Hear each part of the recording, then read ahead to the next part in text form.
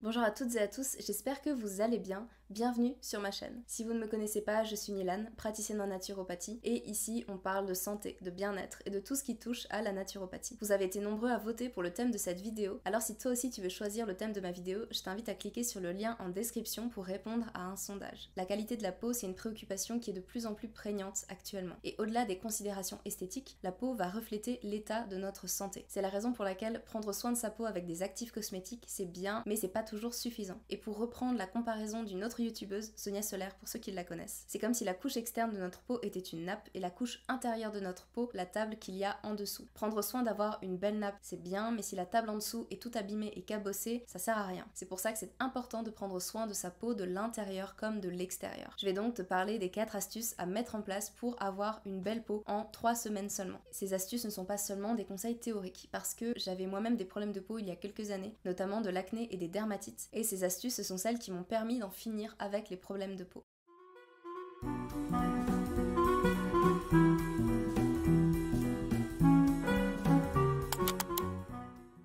Alors pourquoi 3 semaines? Simplement parce que le cycle de renouvellement cellulaire prend généralement entre 21 et 28 jours. Le renouvellement cellulaire correspond au processus de régénération naturelle de ta peau. On l'oublie souvent, mais la peau c'est un organe à part entière. Et c'est important d'en prendre soin parce que au-delà des considérations esthétiques, la peau a un rôle de barrière hyper important. Elle va former un bouclier entre notre milieu interne et l'extérieur. Elle va notamment nous protéger du froid, de la pollution, des UV ou encore des agents pathogènes. Et si sa qualité reflète notre santé est aussi dépendante de la qualité de notre peau. Une peau en bonne santé va notamment réduire les risques de certains cancers, d'infections ou encore de réactions allergiques. On va donc partir de l'intérieur pour aller vers l'extérieur et c'est la raison pour laquelle on va commencer par l'alimentation. La qualité de ta peau est entièrement dépendante de la qualité de ce que tu consommes. Et ça, c'est parce que ta peau est ce qu'on appelle un organe émonctoire. C'est un organe qui va participer à l'élimination des déchets de l'organisme. Quand ces déchets sont trop nombreux et dépassent les capacités d'élimination du corps, l'organisme va chercher à les éliminer en boostant ses capacités d'élimination.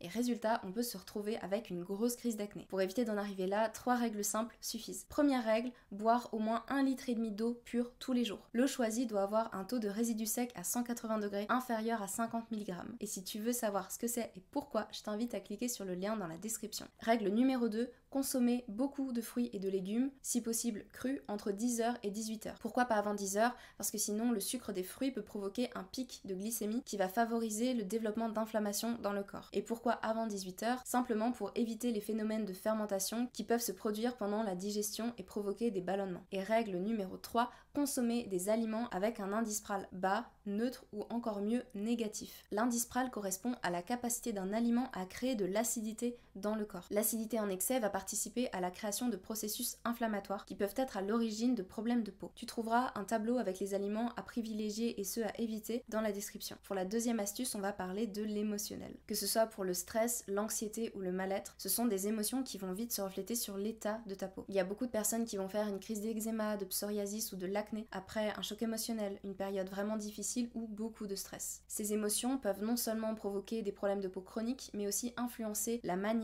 et la vitesse à laquelle notre peau va vieillir. Alors, comment ça fonctionne? Le stress chronique provoque des dysfonctionnements dans notre système hormonal. Et plusieurs hormones, notamment le cortisol, l'insuline et les hormones androgènes, ne remplissent plus leur rôle correctement et entraînent des dysfonctionnements, notamment en provoquant de l'inflammation dans l'organisme, en affaiblissant l'immunité, en déréglant le microbiote intestinal et cutané, en modifiant le pH de la peau ou en augmentant la production de sébum. Alors comment réguler ton stress? En premier lieu, pratiquer la méditation. Ça paraît difficile mais c'est vraiment super simple et pour te le prouver, je t'ai fait une petite vidéo à ce sujet. Ensuite, commencer un suivi en sophrologie. Pareil, je te renvoie ma vidéo sur le sujet si tu ne connais pas cette pratique, qui sera vraiment super utile pour les personnes très anxieuses ou qui ont du stress chronique. Ensuite, imprimer une liste de choses à éviter pour ne pas te rajouter du stress. Pour t'aider et t'inspirer, je t'ai mis en description un lien sur lequel tu trouveras la liste des choses que moi j'évite de faire. Par exemple, oublier de déléguer des tâches ou alors ne pas vouloir dire non à certains événements. Ensuite, prendre soin de son sommeil. Dormir au moins 7 heures par nuit tous les jours. avec des horaires réguliers, éviter les écrans ou les lumières artificielles 1 heure avant de se coucher, dormir dans le noir et le calme complet, mettre son téléphone en mode avion la nuit, ne pas lutter contre le sommeil quand on est fatigué et mettre en place un rituel au coucher, par exemple en faisant un petit peu de méditation, en lisant ou alors en faisant des exercices de respiration. Ensuite, faire une pause et sortir dans la nature. Il y a une étude super intéressante qui a été menée auprès de presque 1000 citadins suédois et qui a conclu que les personnes qui fréquentaient le plus les espaces verts urbains ouverts signalaient moins de maladies liées au stress.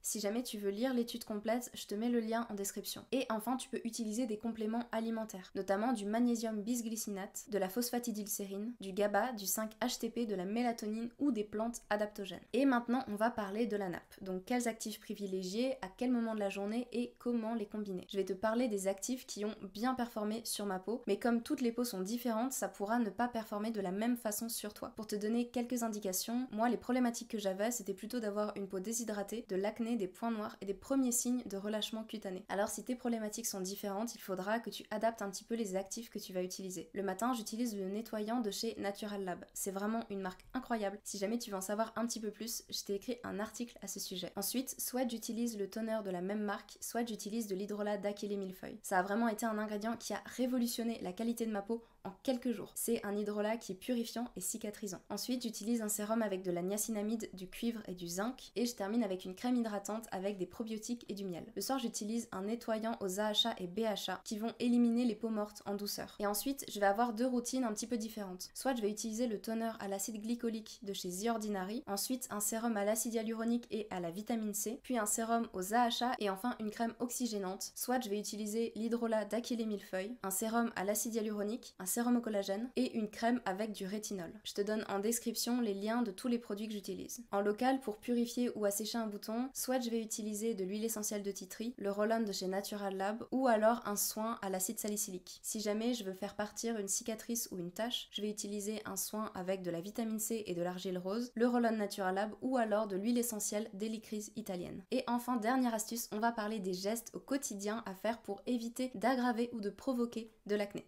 Et le premier geste, c'est de nettoyer tous les jours son téléphone avec un chiffon imbibé d'argent colloïdal. L'argent colloïdal, c'est un actif antibactérien. Ensuite, changer à minima ta thé d'oreiller toutes les semaines, voire tous les jours si tu es en crise d'acné. Tu peux aussi utiliser, si tu en as la possibilité, une thé d'oreiller en soie de mûrier parce qu'elle a des propriétés antibactériennes. Ça va être aussi intéressant d'utiliser une serviette spécifique pour ton visage et la changer absolument tous les jours. Si jamais tu as de l'acné ou des réactions allergiques, évite les produits comédogènes ou allergènes, non seulement dans tes produits pour le visage, mais aussi dans tes produits capillaires. Si tu te maquilles, utilise systématiquement un démaquillant avant de te nettoyer le visage et pense à bien nettoyer tes ustensiles de maquillage tous les jours. Et enfin, évite toutes les pratiques qui vont fragiliser ta peau, notamment le dermaplaning ou le dermarolling. Si tu mets en place toutes ces astuces, tu verras rapidement une belle amélioration et pas seulement sur ta peau mais aussi sur ton bien-être et ta santé en général. J'ai dû survoler la plupart des thèmes abordés dans cette vidéo, mais si jamais tu aimerais que j'aborde un thème un petit peu plus en profondeur, n'hésite pas à me le faire savoir en commentaire ou en allant voter pour le thème de ma prochaine vidéo. J'espère que cette vidéo t'aura plu. Si c'est le cas, je t'invite à liker cette vidéo, à la partager autour de toi, à la commenter et surtout à t'abonner à ma chaîne. Je te souhaite une très belle journée et je te dis à très bientôt.